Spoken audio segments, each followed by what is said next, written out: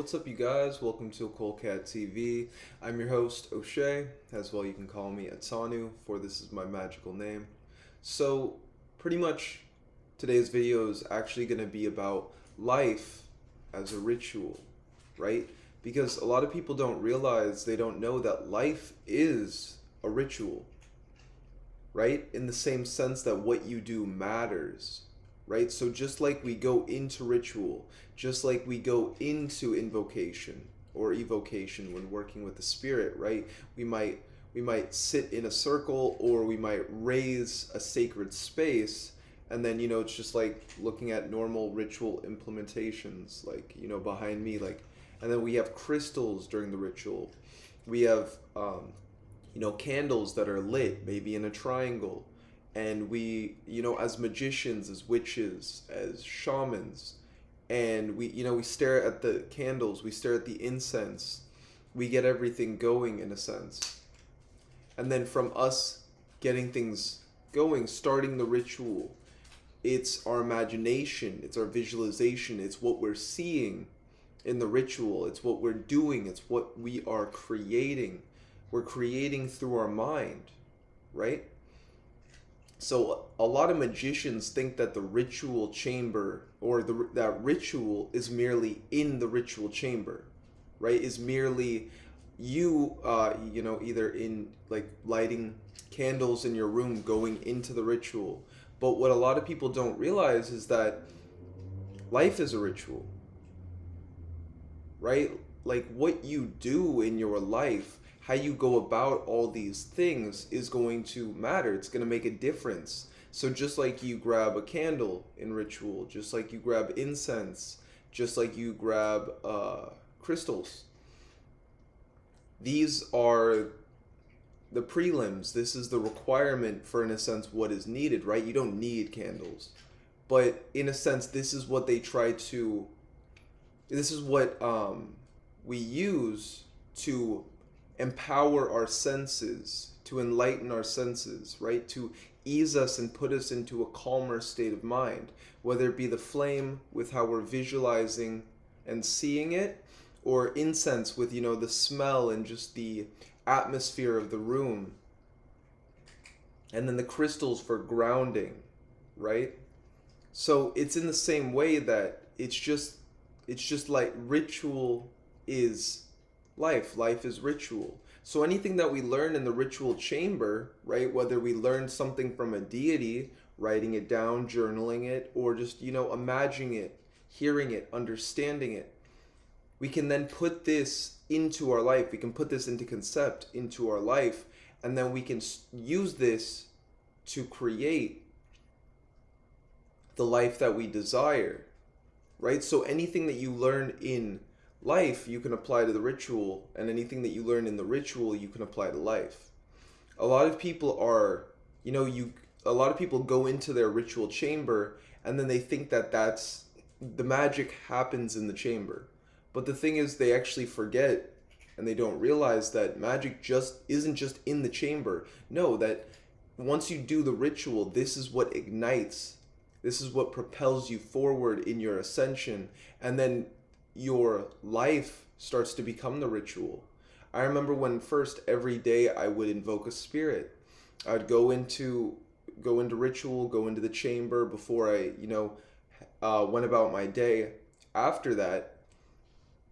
But I used to think that the ritual was just in the ritual chamber and I was being empowered, and then I went about my day and it didn't really affect me as much. Sadly, a long time ago I learned, was I mistaken? That, when you make a pact, when you go into ritual, that what it will start to do is, the ritual is just the first part. It is the opening of the ceremony of what you're trying to achieve. Whether this be a ritual for abundance, a ritual for empowerment, or a ritual for, dissolution in some way, or alchemy. In a sense, the ritual is just the beginning, and then it's what we start to see or perceive our life to be. That is the true ritual, right? So when you can go into ritual, and say you're an artist and you create in the ritual space, why can't, or you stud, or say you're someone that studies and you always need like candles, and you always need like incense, right? You always need that atmosphere. But the thing is, do you really need that atmosphere, or can you also channel all of that without the ritual implementation, without the ritual setting? Because this is the difference between someone that is just performing magic and someone that is becoming and living magic. Yeah, for myself, I did have to go into ritual. I had to light incense. I had to work with sigils. But now I'm at the point where I see life as a ritual. And I can even correlate this to the word yoga. So many people do yoga, but they don't understand what yoga is. Yoga is life. Yoga is to be, to unify. Mere existing is yoga. To do yoga is completely different. To do the poses, you're doing yoga. But every day you're living in yoga. You are yoga. Right? This is why they call them yogis. Because a yogi is just someone that, does yoga. And that they make that their life. They make that an aspect of their ego. But at the same time, yoga is all around us. I can correlate that with, a lot of people say, oh, I'm a shaman. But the thing is, a real shaman's not really gonna tell you he's a shaman. Yeah, I might say, oh hey guys, like I'm a shamanic witch, or I do ceremonial magic, but I'm just saying that so that you at least understand or know. I'm not out here calling myself a shaman left and right all the time, right? So usually those who call themselves a shaman aren't a shaman. Kind of like with yogis, right? Like, why do you feel the need to call yourself something if you always do it? You're identifying with that. You don't, in a sense, need to identify with that, right? But anyway, it's about seeing life in the same way. Life is yoga. And then when we do the poses, we are doing yoga. It's the same with ritual. Going into ritual is, performing the ritual. But your life is a ritual. You are magic, right? We don't have to go into the ritual space to do magic. Magic is all around us. Magic is our mindset. Magic is who we are and who we choose to be, what we choose to do, right? With that, magic is all around you. Giving birth is magic, but people don't see it as that, right? Just nature and how beautiful it is magic, but everybody's too busy on their phones, right? So truly, ritual is about becoming magic.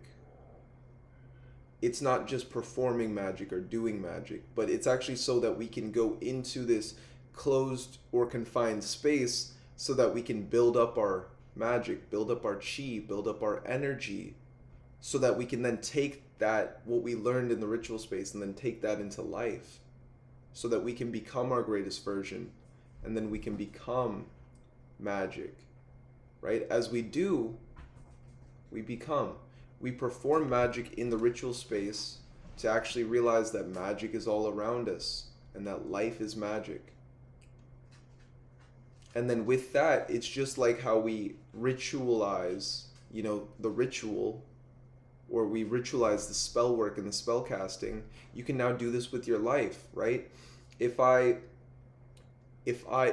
so this crystal. If I love crystals, right? By just having this on my desk, bringing this into my sphere of influence and where I'm at, this crystal is raising my vibration, right? This crystal has properties that now I just added that to my study space, and it's empowering me.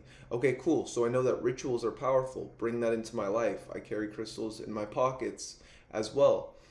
All these things are raising my vibration, already helping me to amplify my imagination, right? Amplify my abundance in different ways. If I know that I can commune with any deity and talk to any deity in my mind, that my mind is the ritual, mind is all, and the universe is mental, then I can also just start to trance out, and then I can just start to channel what I need to.